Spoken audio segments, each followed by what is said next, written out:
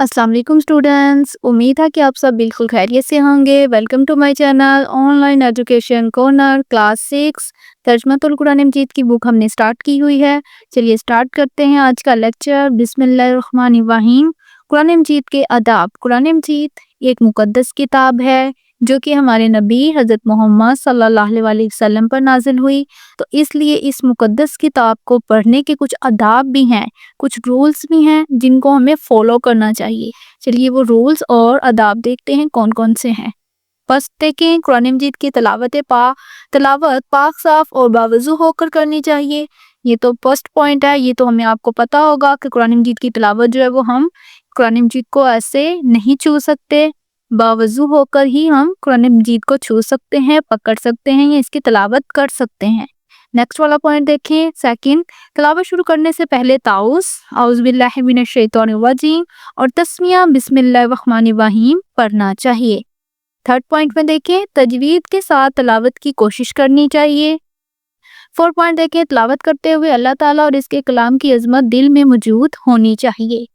Fifth वाला point देखें, तलावत आस्ता और बुलंद आवाज़ दोनों तरह से की जा सकती है। अलबत्ता ये ख्याल रखना चाहिए कि बुलंद आवाज़ किसी के आराम या काम में खलल ना डाले। नेक्स्ट वाला पॉइंट देखें, 6, सजदा तलावत वाली आयात पर सजदा करना चाहिए। हमें सजदा तलावत का तरीका और आदाब सीखने चाहिए। सजदा तलावत के जो आयात जितनी भी कुरान मजीद में आएंगी, 14 टोटल जो है ये 14 होती हैं, 14 आयात होती हैं सजदा तलावत की। तो ये जहाँ जहाँ पे सजदा आएगा वहाँ पे हमने सजदा तलावत वाली आयात पर सजदा करना चाहिए, और अगर नहीं आता तो उसका तरीका आपको सीखना चाहिए। ये भी आदाब है कुरान मजीद का।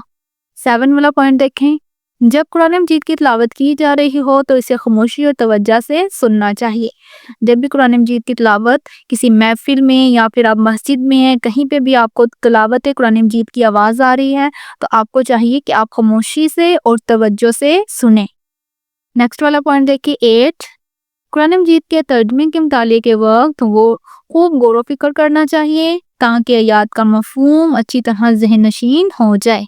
मतलब जब आप तर्जमे के साथ कुरान मजीद को पढ़ रहे हो तो आपको चाहिए कि आप एक एक लफ्ज़ का गौर व फिक्र करें, एक एक लफ्ज़ पर कि इस आयात का क्या मतलब है और इसका मफहूम क्या है। नेक्स्ट देखें 9, अल्लाह ताला और हज़रत मोहम्मद रसूलुल्लाह खातमुन नबीयीन सल्लल्लाहु अलैहि वसल्लम की मोहब्बत और अताअत के जज्बे से सरशार होकर अहकाम दीन सीखने और इन पर अमल करने की नीयत से कुरान मजीद का मुताला करना चाहिए।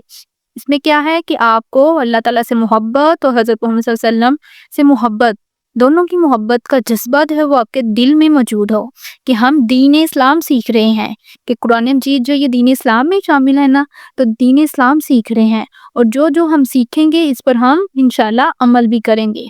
नेक्स्ट देखें 10 पॉइंट, अल्लाह ताला और हज़रत मोहम्मद रसूलुल्लाह खातमुन नबीयीन सल्लल्लाहु अलैहि वसल्लम की अज़मत और जन्नत और खुशखबरी वाली आयात और तर्जमा करते वक्त खुशी के इज़हार और शुक्र के साथ अल्लाह ताला से इसकी रज़ा और जन्नत की दुआ मांगनी चाहिए। 11 पॉइंट देखें, अल्लाह ताला के गज़ब, जहन्नुम और इसके अज़ाब वाली आयात और तर्जमा पढ़ते वक्त अल्लाह ताला का खौफ रखते हुए जहन्नुम के अज़ाब और अल्लाह ताला के गज़ब से बचने की दुआ करनी चाहिए, मांगनी चाहिए। आगे लास्ट वाला पॉइंट देखें 12, तिलावत के आखिर में अपने वालिदैन, अस्ताज़-ए-किराम, मरहूमीन और पूरी उम्मत मुस्लिमा के लिए सलामती, भलाई और मग़फ़िरत की दुआ मांगनी चाहिए। कि जब भी आप तिलावत कुरान मजीद करते हैं, उसके बाद आपने जब तिलावत कुरान मजीद कर ली है, उसके बाद आपको अपने लिए भी, वालिदैन के लिए भी, अस्ताज़-ए-किराम के लिए भी और पूरी उम्मत मुस्लिमा और जो वफ़ात पा चुके हैं उनके लिए भी, उनको कहा जा रहा है यहाँ पर मरहूमीन, मतलब जो वफ़ात पा चुके हैं उनके लिए भी और पूरी उम्मत मुस्लिमा की सलामती की और भलाई की, उनके लिए क्या करनी चाहिए, दुआ करनी चाहिए। अब आपने स्टूडेंट्स इन सब आदाब को, कुरान मजीद के आदाब को अच्छे से लर्न करना है और इन पर अमल करना है। जब भी आप कुरान मजीद की तिलावत करो तो इन आदाब का ख्याल रखते हुए करना है। चलिए आज की वीडियो हम यहीं पे वाइंड अप करते हैं। अगर वीडियो आपको अच्छी लगी हो तो इसे ज़रूर लाइक और शेयर कीजिएगा। Thanks for watching. अल्लाह हाफिज़। Take care.